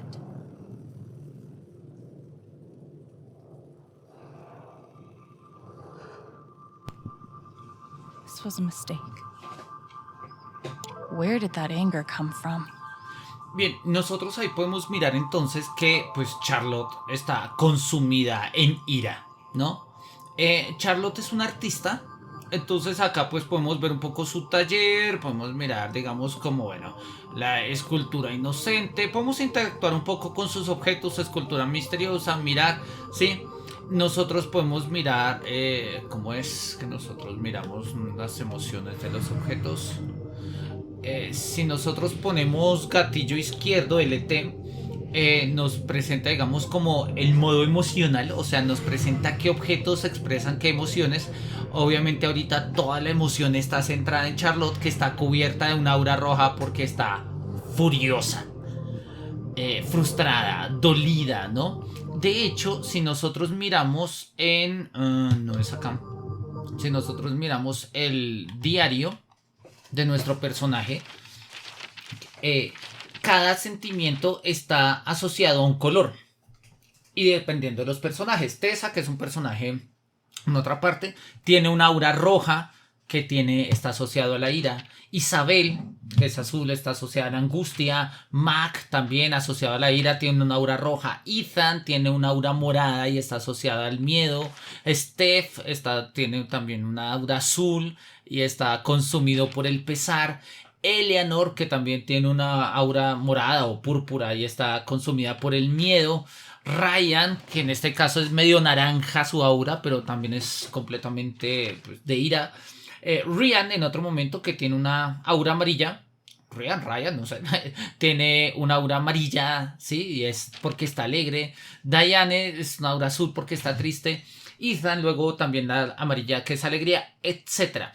Estos ejercicios claramente los podemos caracterizar nosotros como... eso tiene un nombre que se llama... sinestésicos, ¿no? La sinestesia, en términos generales, hace referencia a cuando nosotros mezclamos información de dos sentidos, ¿sí? Pero también sirve para expresar la asociación sensorial de aspectos no sensoriales, ¿no? Entonces, una típica sinestesia es cuando, no sé, hay personas a las que las palabras les genera una sensación, un sabor, pues quizás no un sabor físico, bueno, a algunos de pronto sí, pero algunos como que las palabras les evocan un sabor, no sé, hay cosas que les evoca como algo cremoso o algo dulce, ¿sí? Eso se llama sinestesia, son procesos cerebrales, digamos que son curiosos, pero no es tan raro como parece, de hecho son más bien relativamente comunes, y también nosotros podríamos establecer sinestesias en términos no puramente sensitivos, ¿sí? O sea, de los sentidos, sino también emocionales, es decir, hay ciertas emociones que tenemos asociadas a ciertas formas físicas, a colores, a sonidos, a sabores, a texturas, etcétera, ¿no? Porque el cerebro se ha desarrollado de manera muy compleja de muchas maneras. Esto lo presenta el juego. Vamos a mirar qué pasa con Charlotte. Vamos a tratar de meternos en su emoción a ver qué pasa con Charlotte. Y para hacerlo, pues básicamente ahí no tenemos presiona un botón arriba. Y pues, oye, vamos a hacer eso, vamos a presionar el botón a ver qué pasa.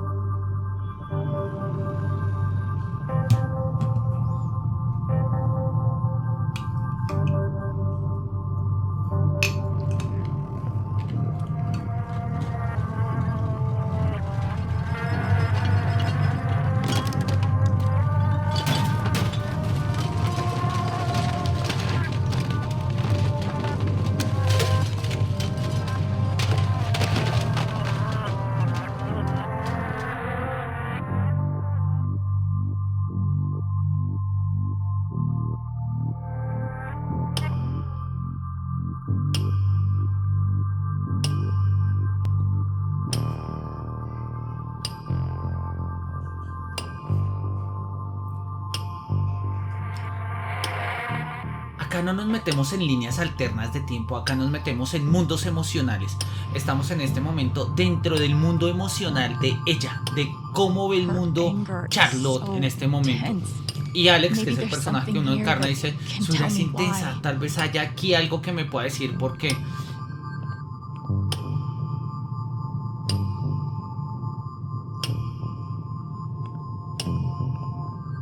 Tenemos una estatua curiosa. Vamos a mirarla, vamos a interactuar con ella a ver qué nos puede decir. Alex, it's your fault. Everyone loves you. But I can't look at you without thinking about how fucked everything is since you came into my life.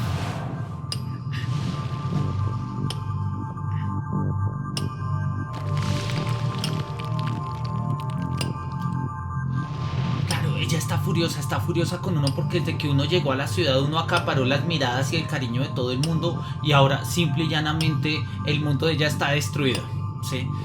Y desde que uno llegó pues como que las cosas cambiaron y claro, entre la estatua que está tallando, allá está la cara de uno, claramente. Y parece que hay como otras figuras. Oye, pues miremos a ver. Ya, esta ya la vimos, esta es donde básicamente expresa el odio hacia nosotros. Mira, acá hay una estatua. Miremos a ver de qué va esta estatua. Ryan, it's Dice- your fault. You were supposed to protect us. Why Charlotte couldn't you? dice, Ryan, es tu culpa, se suponía que debías protegernos y no pudiste hacerlo. Ryan es el hermano de uno de Alex, que murió en el desarrollo de la...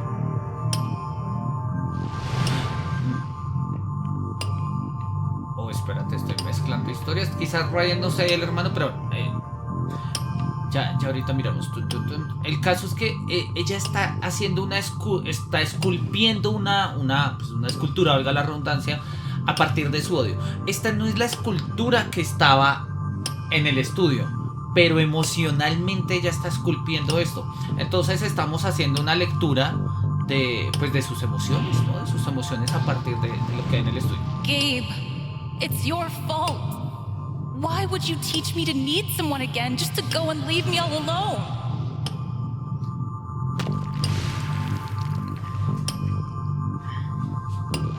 She's so angry at Gabe sí era el everyone hermano de uno, around y her. Ryan es un There's protector, something guardabosques else que here. estaba ahí. Básicamente muere el hermano de uno, muere en un accidente y pues ni uno ni la otra persona puede salvarlo.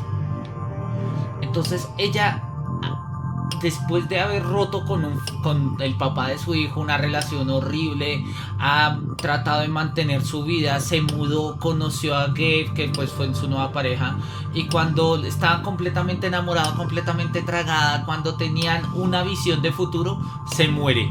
Y eso coincide con la llegada de uno, y pues justamente incluso con ciertas acciones de uno. Obviamente Charlotte odia a Alex y estamos metidos justamente. Vamos a mirar esta otra estatua a ver qué otro desarrollo nos muestra.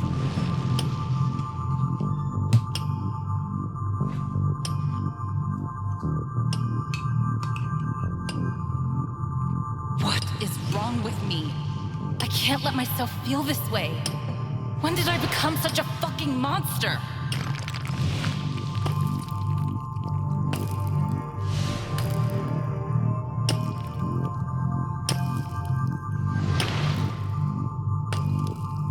Está tallando la cara del hijo de It's Ethan. your Sí. fault. Why couldn't you just fucking listen?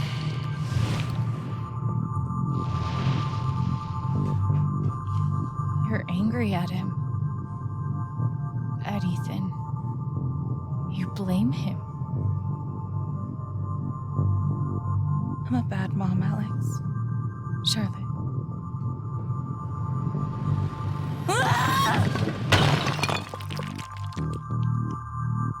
Charlotte. I hate my son, Alex. He's sweet, and he's creative, and he's the most important thing in the entire universe to me. And I hate him. For so long, it was just me and him. It took so long to learn how to be okay with that. And I was. But then, Gabe, I can deal with hating Ryan, or you, or even Gabe.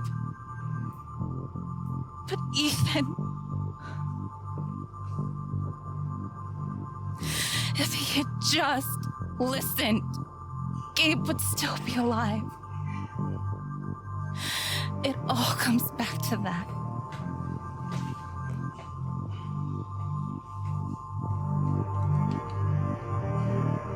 What you're feeling makes more sense than you think. Your pain matters too. None of it fucking matters. He's dead.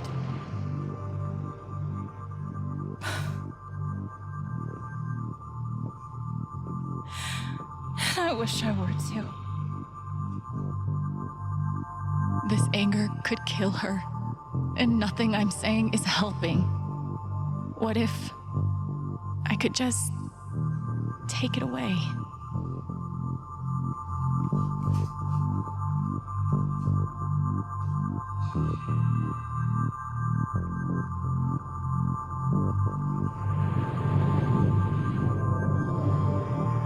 I can do it. I can take her anger from her. Entonces ahora ella se What está would that presentando do la to her? opción de quitar, de What would it do to absorber me? la emoción de ella. And Obvio es ficción, even if pero I can, bueno, eso a veces pasa a nosotros también should en I? nuestra vida, ¿no? Y acá nos va a dar la opción. ¿Absorbemos su ira o no? ¿Sí? ¿La dejamos en paz? ¿O tomamos la ira? ¿O la dejamos en paz? ¿O tomamos su ira? ¿Hacernos cargo de la ira de otra persona? ¿O que cada quien se haga en cargo de sus emociones? Y pues... Oye, es una pregunta sugerente, es una pregunta valiosa porque nos está diciendo cómo resolvemos nosotros el conflicto de nuestras emociones, ¿no? Vamos a dejar esto en pausa para poder mostrar un par de últimas cositas del texto y con ello ya terminar nuestra sesión de hoy. Entonces luego les recomiendo que jueguen este juego. Es un juego maravilloso, es un juego muy muy sugerente, ¿sí? Y es un juego muy sugerente precisamente porque nos muestra, digamos, de primera instancia y de primera mano el tema de lo que significa manejar unas emociones, ¿no? Bien, nos quedan un par de páginas. Me interesa sobre todo decir dos ideas. Uno tiene que ver con esta, ¿no? Y es la idea de la empatía. Dice, yo en alguna parte he argumentado que comprender personajes de videojuegos depende del mismo proceso que de comprender otra gente, ¿no? De ejercicios miméticos y de empatía.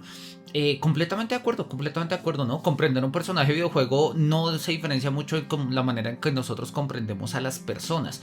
¿Por qué? Porque de hecho nosotros comprendemos a los personajes de videojuego a partir de cómo entendemos a las otras personas. Justamente en ese sentido, el videojuego, de hecho él lo dice aquí, establece como una especie de espejo de los procesos relacionales humanos, ¿sí? Y por eso es que nosotros queremos que nuestros personajes tengan ciertas características y ciertas formas y luzcan de ciertas maneras y los editamos y les damos caras, porque hay una dimensión emocional respecto a ello.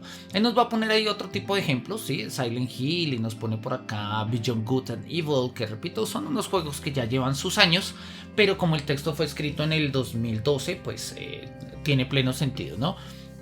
Para tener empatía y poder juzgar a un personaje, sí, sin embargo, es necesario que el jugador se enfoque en el carácter. Completamente de acuerdo. Si el videojuego es de una acción demasiado desmesurada, demasiado rápida, pues difícilmente nos vamos a detener, ¿sí? A mirar, pues a empatizar con el personaje. Cuando uno está jugando Doom con heavy metal de fondo y con armas pesadas, matando demonios, yo no me pongo a mirar cuáles son los sentimientos del personaje y de por qué está en el infierno. No, va a la venteada, metal de fondo y hágale.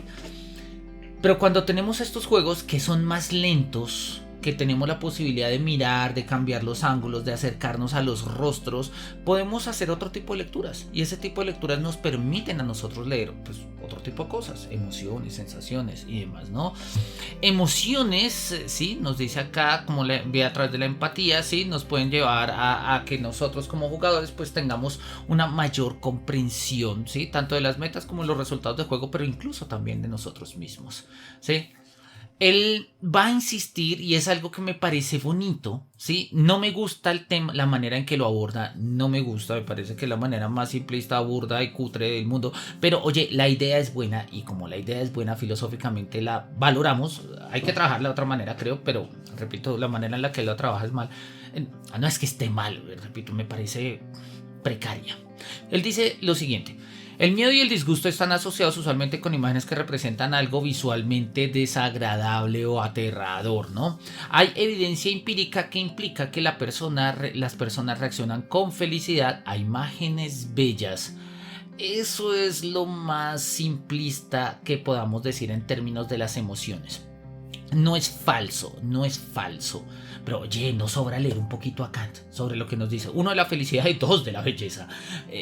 La idea de Kant es que la felicidad depende básicamente de lo que la gente dice que significa ser feliz. El problema es que la felicidad son términos tan puramente subjetivos que si queremos intersubjetivizarlos, pues se nos quiebra. Porque lo que me hace feliz a mí no les hace feliz a ustedes. Y sin embargo hablamos de felicidad como si fuera un genérico, y Kant se da cuenta que ese concepto es complicadísimo. Ahora, pasa lo mismo cuando hablamos de belleza. Cuando yo hablo de lo que es bello realmente, dice Kant, cuando lo trato de conceptualizar se me escapa. Porque la belleza carece de concepto. Esa es una tesis kantiana fuerte, muy muy fuerte, ¿sí? Y está a la base de toda la teoría estética contemporánea y demás. Sobre eso podríamos hablar mucho, y digamos que va en contravía de lo que está diciendo justamente acá el autor, medianamente, porque Kant reconoce que pues el deleite humano, por lo que podríamos llamar como felicidad en cierto sentido, pues está asociado a la experiencia de la belleza. Completamente de acuerdo. Eso se llama lo sublime. Sí, por allá Kant va a dedicarle unas líneas a ese tema. ¿A qué voy con esto? Y es un aspecto que me parece importante, ¿sí? Él va a mostrar que, bueno, repito, acá lo hice de una manera supremamente cutre, ¿no? Que de acuerdo con esto, las imágenes simétricas o los artefactos que nosotros encontramos simétricos nos parecen bellos, ¿sí? En últimas, pues la claridad visual contribuye a que nosotros juzguemos algo como bello. Entonces nos dice, ¿sí?, que dependiendo, bueno, en este juego, ¿sí?, el jugador necesita monitorear expresiones y corazones para saber cómo se sienten los personajes del juego de Dinner Dash. La premisa es bonita, la premisa es buena, no solamente es bonita, filosóficamente hablando es sólida, y emocionalmente hablando es comprensible. La belleza genera felicidad, sí, pero eso no se trata simplemente de, entonces formas bellas ya me hacen felices, porque pues viva el mundo de Instagram y viva el mundo de la superficialidad, hipocresía y tales. La belleza se dice de muchas maneras, y hay bellezas muy profundas que obvio se expresan en términos visuales, auditivos, y la belleza claramente tiene un carácter emocional, pero hay cosas que son bellas y no están directamente asociadas a la felicidad, ¿sí? Hay ciertas nostalgias bellas, ¿sí? Y de hecho hoy en día toda la industria de la nostalgia lo muestra, ¿sí? Hay veces en que la nostalgia se presenta en términos medianamente caóticos, como el final de, por ejemplo, Beyond Two Souls, ¿sí? Es bello, pero es terriblemente caótico, y aún así es bello, ¿sí? Entonces, que la belleza esté asociada a las emociones, sí. Que esté asociada únicamente a la noción de felicidad, ojalá, pues no es así. Y que simple y llanamente podamos caracterizar la belleza como formas simétricas, pues no, eso es ya de entrada completamente ridículo, ¿no? Hay muchas formas de expresar y de mostrar la belleza, ¿sí? Él incluso va a hablar que hay formas de crear belleza como formas corporales, ¿no? Entonces nos dice que los hombres prefieren los cuerpos femeninos que tienen forma de reloj de arena, hourglasses, y las mujeres prefieren el cuerpo masculino que tiene la forma de una V, como la de Johnny Bravo, ¿no? Pues sí, pues son clichés, ¿no? O sea, pues sí, depende también. Sobre eso hubo un debate ahorita porque estaban diseñando el personaje se me olvidó el videojuego, Horizon Zero creo que fue, y el personaje es un personaje femenino. En un segundito y lo miramos acá.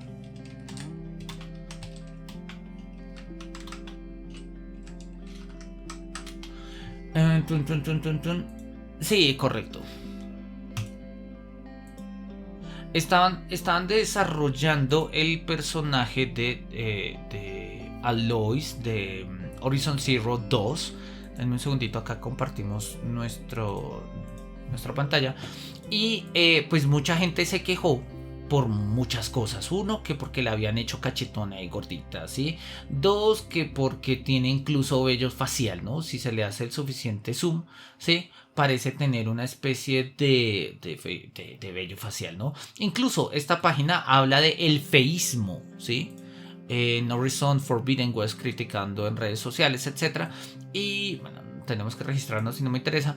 Y pues básicamente lo que muestra son claramente criterios de belleza puramente estereotipados, porque a la base no hay ningún ejercicio digamos, lo suficientemente reflexivo, discursivo, ni siquiera emotivo, ¿sí? Simple y llanamente es pura tendencia, es porque la tendencia de la belleza no va por esos criterios, entonces consideramos que no es bello y punto.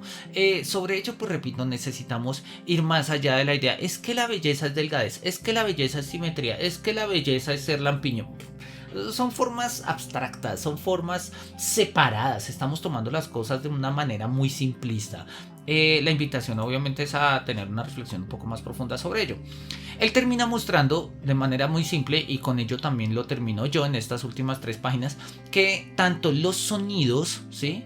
Pone acá el ejemplo de Alan Wake, y nosotros podríamos, ya habíamos puesto otros, sí, antiguamente, como Shadow of the Colossus, el mismo Assassin's Creed y demás. Los sonidos, sí, nos permiten tener unas relaciones emocionales, ¿sí? Y él lo pone acá de una manera muy simpática, y es algo que nosotros sabemos y conocemos. De hecho, por acá lo subrayé, se me fue. Él dice, bueno, cojan simplemente, o hagamos el ejercicio simplemente de cambiarle el sonido, ¿sí?, a algo, y vemos automáticamente cómo cambia. De hecho, YouTube está lleno de videos de eso, ¿no? Entonces, los Guns N' Roses con música de carnanga debajo, ¿no? Ahorita había un video que estaba rondando en TikTok, que es la canción de Chop Suey con la del bebito Fiu Fiu, ¿sí? De fondo, justamente porque, claro, al cambiar el aparato sonoro, se afecta también el aparato simbólico, o sea, lo que está significando, justamente porque cambian las emociones, y aquello que podría generarnos o alegría, o romanticismo, o nostalgia, o tristeza, o lo que sea, cuando tenemos estas transformaciones, pues nos resulta completamente ridículo, porque la música tiene un factor profundamente emocional, y eso nosotros lo sabemos. En definitiva, y para terminar, ¿por qué estudiar las emociones? Dice, oye, como lo hemos mostrado, ¿sí?, desde el comienzo, la teoría cognitiva de las emociones y su relación con la forma de jugar, con el gameplay, puede ser una clave para comprender la experiencia estética de los juegos, y los juegos como ficción. Podríamos incluir más juegos en el estudio, ¿sí?, y podríamos agregar con ello, pues, cómo tomamos en cuenta los términos de la experiencia de juego. Sobre ello, básteme simplemente recomendarles, lo voy a poner acá, pero quiero mostrarlo también de una vez. Este video es de acá. Este video es de Dayo. Dayo es un Dayo Script, acá lo tenemos. Es un youtuber, supongo, no sé cómo se llamará, así, un youtuber, sí. Él tiene un canal de YouTube ya desde hace muchos años. De hecho, este video, si mi memoria no me falla, puede llevar unos 8 o 10 años. Pues ya va para 10 años. Y se llama Top 10 de momentos emocionales, Top Script, ¿no? Dayo Script, que su canal se llama Post Script, Top 10 de momentos emocionales. Nos va a hablar de 10 momentos en videojuegos que son profundamente emocionales por las circunstancias, por lo que presentan, por las historias que cuentan. Hay una parte en particular, sí, que tiene que ver con el sonido, otros que tienen que ver con el desarrollo de los personajes, en fin. Y pues justamente este video nos muestra un poco esto. ¿Qué pasaría si nosotros agregáramos otros juegos indies, juegos AAA, juegos de otro tipo? ¿Cómo podríamos enriquecer el estudio de nuestra teoría de las emociones? En conclusión, tal como lo he descrito, sí, analizar los componentes de un juego, incluyendo todo tipo de eventos que contienen expresiones emocionales, es posible, o a partir de esta manera es posible percibir cómo las emociones de los jugadores y el gameplay se conectan. Y nosotros lo vimos, ¿no? Darle la muerte a Chloe o no dársela. Es una forma del gameplay, pero nuestra emoción está ahí.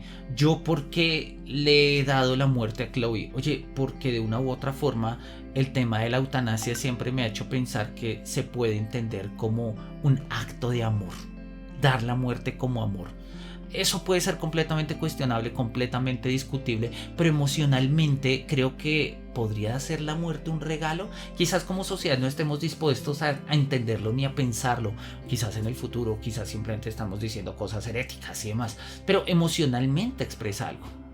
Emocionalmente estaría yo dispuesto a absorber la ira de una persona, o que cada quien cargue con sus propias penas. Oye, son preguntas sugerentes, Claramente el gameplay y las emociones quedan conectadas y un juego que sepa trabajar esto genera una proximidad psicológica, un desarrollo muchísimo mejor en términos de jugador-juego, ¿sí? Y el acontecimiento mismo de jugar pues resulta muchísimo más significativo, ¿no? El texto termina ahí. Como nos damos cuenta, es un texto muy sugerente, está muy bien documentado, tiene referencias muy válidas, tiene una ludografía o una revisión de videojuegos también muy sugerente: SimCity, Tetris, Grand Theft Auto, Monkey Island, Super Monkey Ball Deluxe, Shadow of the Colossus, Tomb Raider, etc. Es un texto que ya valdría la pena ir actualizando, pero bueno, será tarea pues de los académicos que en algún momento vayamos actualizando estos temas. Me encantaría que vieran el video que les acabo de compartir ahí en pantalla. De verdad es un video maravilloso. Por mi parte no me resta sino agradecerles por su participación y por la paciencia que han tenido estando hasta aquí en este momento.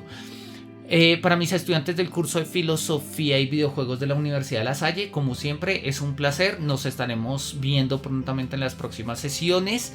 Y pues para los que están viendo acá esta sesión del seminario, pues ojalá nos volvamos a ver en futuras ocasiones por acá, ¿no? Que los cielos nos miren con su beneplácito. Ha sido un placer estar con ustedes y hasta luego.